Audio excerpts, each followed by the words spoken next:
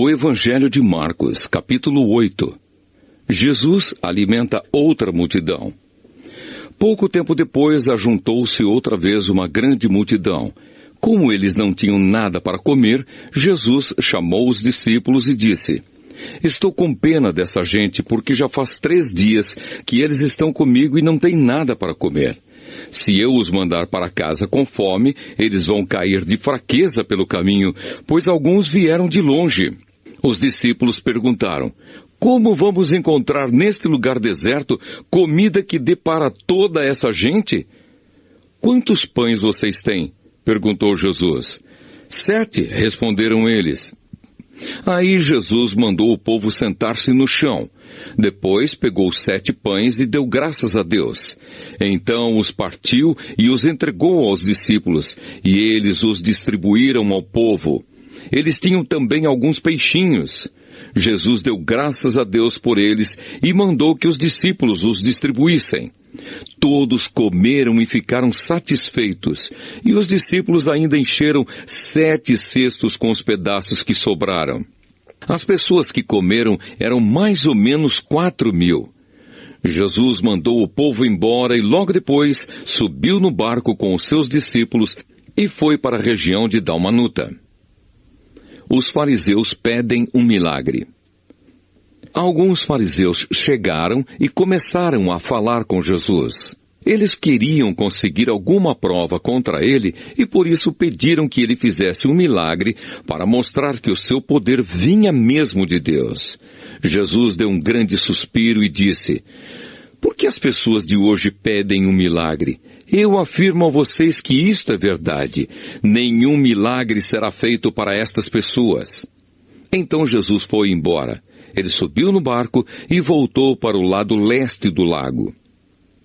O fermento dos fariseus e o fermento de Herodes. Os discípulos haviam esquecido de levar pão e só tinham um pão no barco. Jesus chamou a atenção deles dizendo: Fiquem alertas e tomem cuidado com o fermento dos fariseus e com o fermento de Herodes. Aí os discípulos começaram a dizer uns aos outros: Ele está dizendo isso porque não temos pão. Jesus ouviu o que eles estavam dizendo e perguntou: Por que vocês estão discutindo por não terem pão? Vocês não sabem e não entendem o que eu disse? Por que são tão duros para entender as coisas? Vocês têm olhos e não enxergam, têm ouvidos e não escutam. Não lembram dos 5 pães que eu parti para 5.000 pessoas? Quantos cestos cheios de pedaços vocês recolheram? Eles responderam: 12. Jesus perguntou outra vez: E quando eu parti os 7 pães para 4.000 pessoas, quantos cestos cheios de pedaços vocês recolheram? Eles responderam: 7. Então Jesus perguntou: Será que vocês ainda não entendem? Jesus e o cego de Betsaida. Depois, Jesus e os discípulos chegaram ao povoado de Betsaida. Algumas pessoas trouxeram um cego e pediram a Jesus que tocasse nele. Ele pegou o cego pela mão e o levou para fora do povoado. Então cuspiu, passou a saliva nos olhos do homem, pôs a mão sobre ele e perguntou: Você está vendo alguma coisa? O homem olhou e disse: Vejo pessoas, elas parecem árvores, mas estão andando. Jesus pôs outra vez as mãos sobre os olhos dele. Dessa vez o cego olhou firme e ficou curado. Aí começou a ver tudo muito bem. Em seguida, Jesus mandou o homem para casa e ordenou: Não volte para o povoado. A afirmação de Pedro. Depois, Jesus e os seus discípulos foram para os povoados que ficam perto de Cesareia de Filipe.